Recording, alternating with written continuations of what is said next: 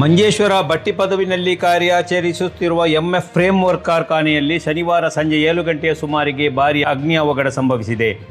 ಇದರ ಪರಿಣಾಮವಾಗಿ ಕಾರ್ಖಾನೆ ಬಹುತೇಕ ಒತ್ತಿ ಉರಿದು ಭಾರೀ ಪ್ರಮಾಣದ ಸಾಮಗ್ರಿಗಳು ನಾಶಗೊಂಡಿದೆ.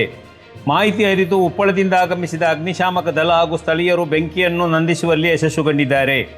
ಮಂಗಳೂರು ನಿವಾಸಿಗಳಾದ ಎಕೆ ನಿಯಾಜ್ ಹಾಗೂ ಅನಿಲ್ ಕುಮಾರ್ ಅವರ ಮಾಲಕತ್ವದಲ್ಲಿರುವ ಕಾರ್ಖಾನೆ ಬೆಂಕಿಗಾಹುತಿಯಾಗಿದೆ. ಸುಮಾರು 7 ಲಕ್ಷ ರೂಪಾಯಿ ನಷ್ಟ ಅಂದಾಜಿಸಲಾಗಿದೆ.